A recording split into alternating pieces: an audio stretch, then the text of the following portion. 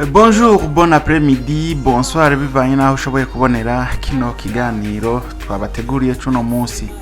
Uyu munsi mfise ikiganiro kitari kinini cyane, ikiganiro gitoya kivuga ku gihugu kimwe mu bihugu bigize Afrika y'uburengero.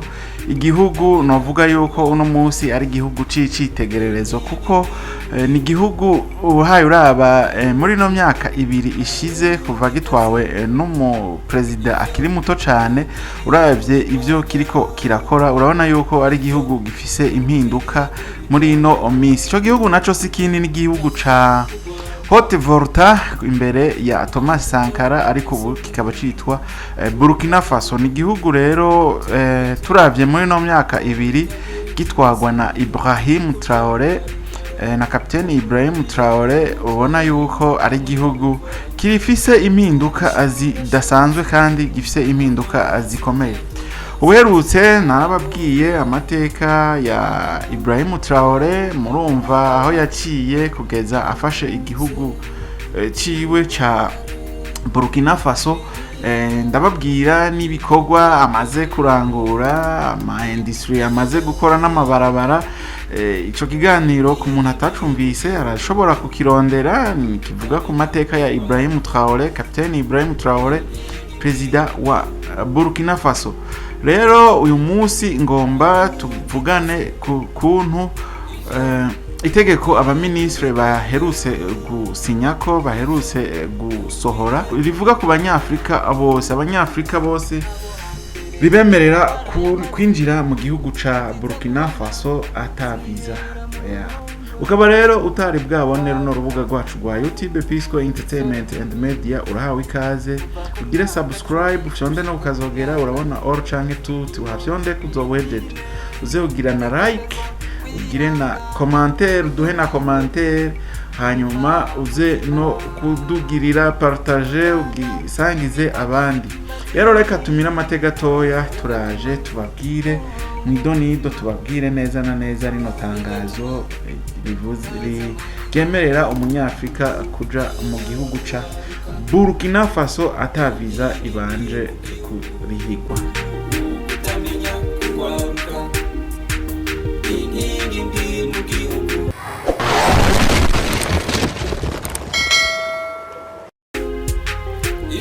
Turasubiye kubaramutsa, sangwa ikaze mwidonido rya kino kiganiro.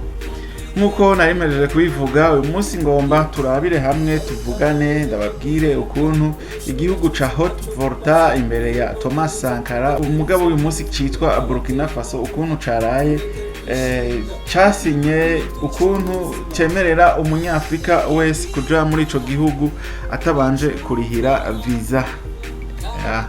Rero ukaba uri umurundi, ukaba uri umunyafrika, ukaba uri umunyarwanda, umukongo, Zambia, Afrika y'Epfo, Kenya, Uganda, Tanzania, Somalia, ibihugu byose bigize Afrika, ukaba ufise kano kanegeri, kano gashato kameze fresh, uremerewe kwinjira mu gihugu ca Burkina Faso ata viza ubanje kurihira nkuko byahora bimeze. Muti rero ivyo onye vyagenze gute? Abantu mukunda gutembera, nimuze dutembere tugende Burkina Faso, turabe igihugu gitwarwa n'umuhungu akiri mutoya Ibrahim Traoré, intwari ya Afrika. Rero mu nama y'abaministre bo yabaye ku igenekerezo rya 11 Nyakanga umwaka wa 2025 niho Burkina Faso yatangaje ko yakuyeho amafaranga ya viza. Viza ni uruhusha rwo kuba mu gihugu ca Burkina Faso, aho ni ku banyafrika bose basanzwe baba muri kontina ya Afrika. Iyi ngamba igamije guteza imbere ubukerarugendo canke ubusafiri, umuco wa Burkina Faso no gushigikira ubumwe bwa Africa. Mwavyumvise ico bigamije gushigikira ubumwe bwa Africa. Africa twiyunge, Africa unite, Africa twiyunge. Ayo yose rero akaba amateka ariko arakogwa ku ntwaro ya Captain Ibrahim Traoré. Menya vyinshi rero kuri ino ngamba, amateka y'igihugu, nuko abashitsi canke abakerarugendo bafatwa muri Burkina Faso. Ngaha rero dushaka no kumenya n'ukuntu umunyamahanga muri ico gihugu ca Burkina Faso afatwa mu gihe aba yamaze gushika mu gihugu ca Burkina Faso. Rero nk'uko nari nabivuze, iryo tangazo ryatangajwe kwigenekerezo rya 11 ukwezi kw'icenda canke Nyakanga umwaka w'ibihumbi 2025. Hanyuma baravuga ati nta mafaranga asabwa mu guhabwa viza y'umunyagihugu wa Afrika. Muri Afrika uri umunyafrika nta mafaranga bizogusaba kugira ngo uronke viza yo gutemberera mu gihugu ca Burkina Faso canke yo kuja gukorera mu gihugu ca Burkina Faso. Ariko hanonye baravuze bati mugabo mu gusaba iyo viza nabwo utazoyirihira amafaranga, bizoca ku rubuga rwa internet no kurindira ko isabwa ryawe ryemezwa kugira ngo ushobore kugenda mu gihugu ca Burkina Faso.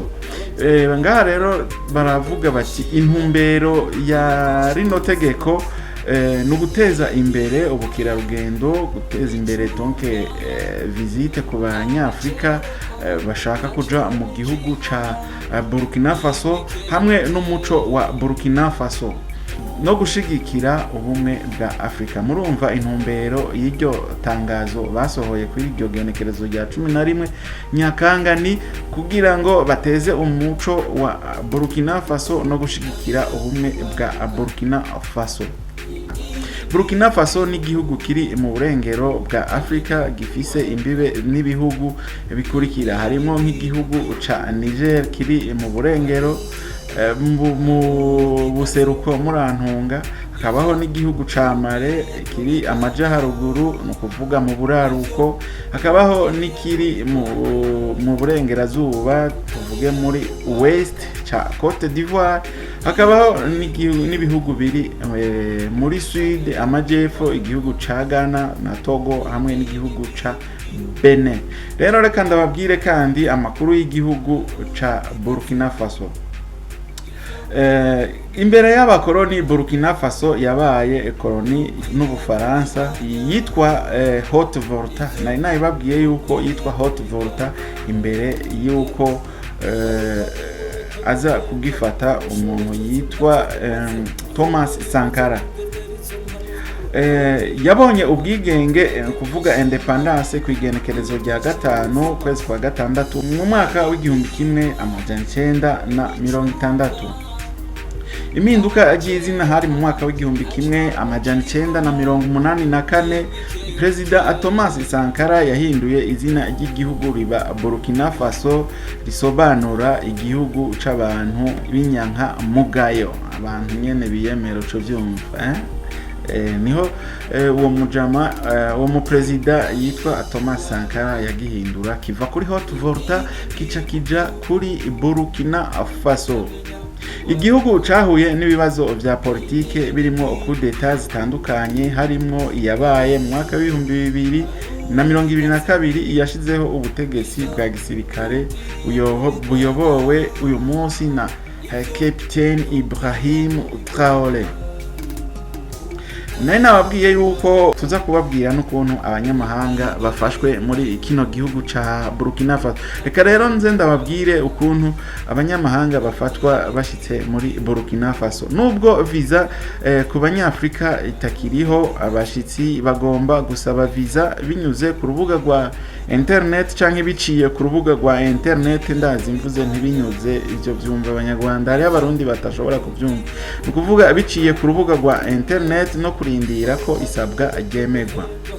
Abanyamahanga baturutse hanze ya Afrika bagomba gukurikiza amategeko asanzwe yo gusaba viza, harimo kwishura amafaranga y'ubusabe. Kugira ngo uronke viza utari umunyafrika bisaba yuko uzosaba viza nkuko byari bisanzwe, hama ukazoca urindira yuko bakwemerera mugabo wabanje kurihira viza. Rero umunyafrika canke umunyamahanga wese agiye mu gihugu ca Burkina Faso, ni gihugu atangorane n'imwe batinuba abanyamahanga, ni igihugu kimeze neza. Rero ukaba wifuza gutemberera mu gihugu ca Burkina Faso, urahawe ikaze muri Burkina Faso. Burkina Faso urumva yuguruye imbibe na cane cane kuri mwebwe muri Afrika, murumva yuko ibintu bigiye kumera neza. Nivyo rero bike ntari nabateguriye muri vyinshi birangwa muri Burkina Faso. Ibindi nzobandanya bategurira psikologe nije nabateguriye kino kiganiro nkuko vyama, najewe ndakibashikirije.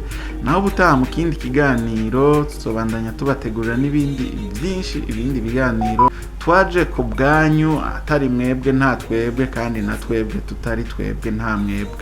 Rero Imana ibahezagire, mugire umugisha, mugire aho muba mwubawe. Imana ibahezagire. Thank you.